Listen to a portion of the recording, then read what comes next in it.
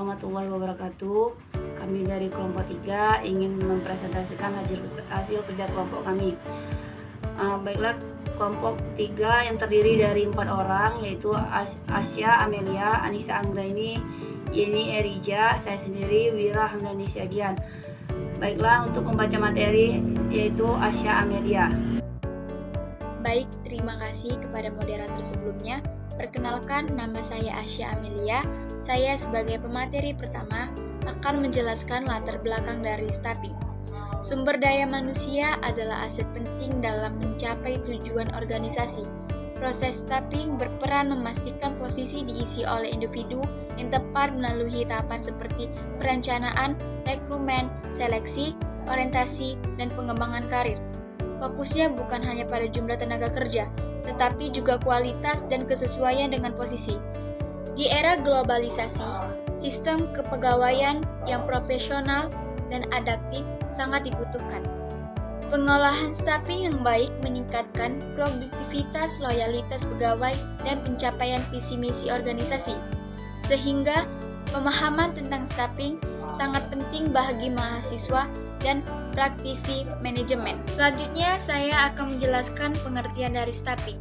Staffing atau kepegawaian merupakan fungsi krusial dalam manajemen sumber daya manusia atau disebut dengan SDM, yang bertujuan untuk memperoleh, menempatkan, mengembangkan, dan mempertahankan tenaga kerja yang sesuai dengan kebutuhan organisasi.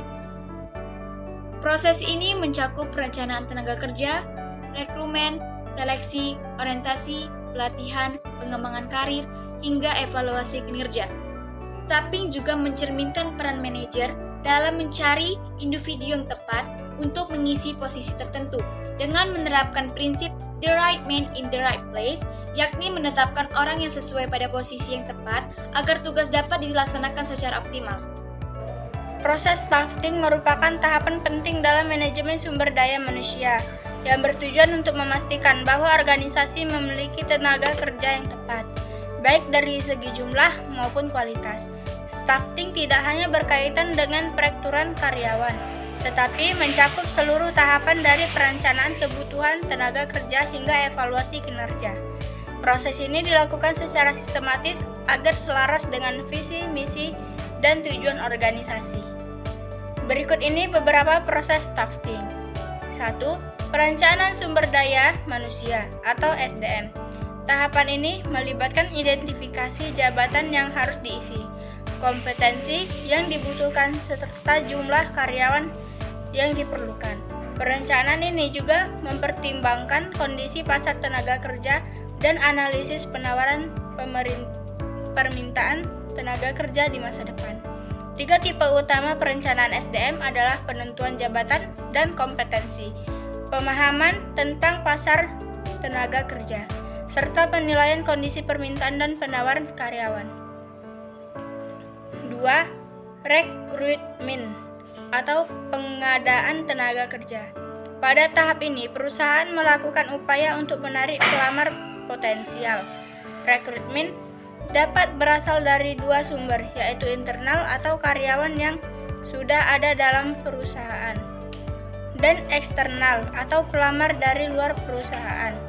Sumber internal biasanya lebih cepat dan ekonomis, sedangkan sumber eksternal memberikan peluang mendapatkan kandidat baru dengan perspektif segar. 3. Seleksi.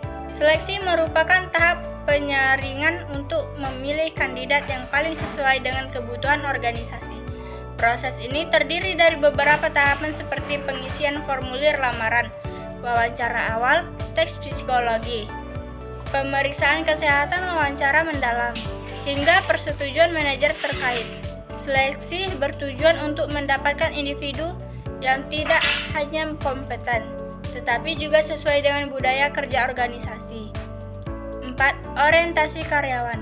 Orientasi dilakukan setelah seleksi, yaitu berupa proses pengenalan kepada karyawan baru mengenai nilai-nilai organisasi, aturan, serta ekspektasi perusahaan. Ini penting agar karyawan merasa diterima dan mampu menyesuaikan diri dengan lingkungan kerja baru secara cepat dan efektif. 5. Pelatihan dan pengembangan. yang bertujuan untuk meningkatkan keterampilan dan pengetahuan karyawan. Pelatihan diberikan agar karyawan mampu menjalankan tugas dengan lebih baik. Sementara pengembangan diarahkan dan peningkatan kapabilitas untuk menghadapi tantangan masa depan. Training ini juga menjadi salah satu cara untuk meningkatkan motivasi dan loyalitas pegawai. 6. Evaluasi kinerja, yaitu pengukuran terhadap hasil kerja karyawan berdasarkan standar dan target yang telah ditetapkan. Evaluasi dilakukan secara periodik dan objektif untuk mengetahui sejauh mana karyawan berkontribusi terhadap tujuan organisasi. Hasil evaluasi ini juga dijadikan dasar untuk pengambilan keputusan seperti promosi, pelatihan lanjutan, atau bahkan pemutusan hubungan kerja jika diperlukan. Tujuan staffing. Tujuan utama dari staffing adalah menciptakan keselarasan antara karyawan dan tugas yang diemban. Staffing berfungsi untuk membangun mekanisme kerja yang efektif, kooperatif, dan terpadu dalam organisasi.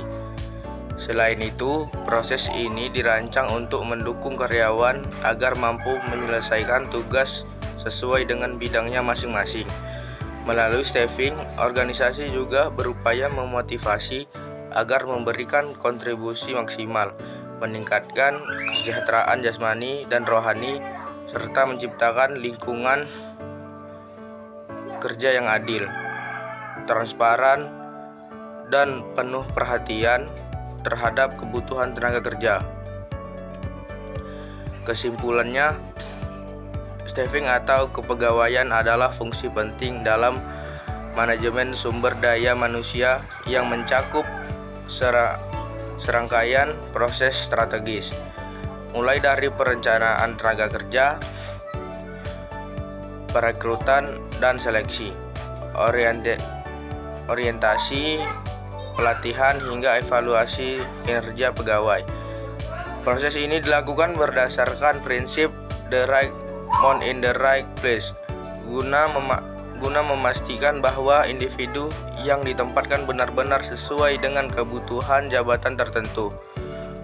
Dengan penerapan staffing yang tepat dan sistematis, organisasi dapat membentuk tim kerja yang kompeten, produktif, dan loyal. Pada akhirnya akan meningkatkan efisiensi kerja, meminimalkan kesalahan penempatan pegawai, serta menciptakan lingkungan kerja yang harmonis dan profesional. Untuk meningkatkan efektivitas staffing, organisasi perlu merancang perencanaan SDM secara menyeluruh dan berbasis data akurat, metode perekrutan yang inovatif, dan seleksi yang tidak objektif. Penting untuk memperoleh kandidat terbaik. Orientasi karyawan harus mendukung adaptasi terhadap budaya dan sistem kerja organisasi. Selain itu, pelatihan serta pengembangan kompetensi harus menjadi prioritas, disertai evaluasi kinerja berkala dengan indikator yang jelas, dengan strategis staffing yang disistematis dan berkelanjutan. Kualitas SDM dan daya saing organisasi akan meningkat.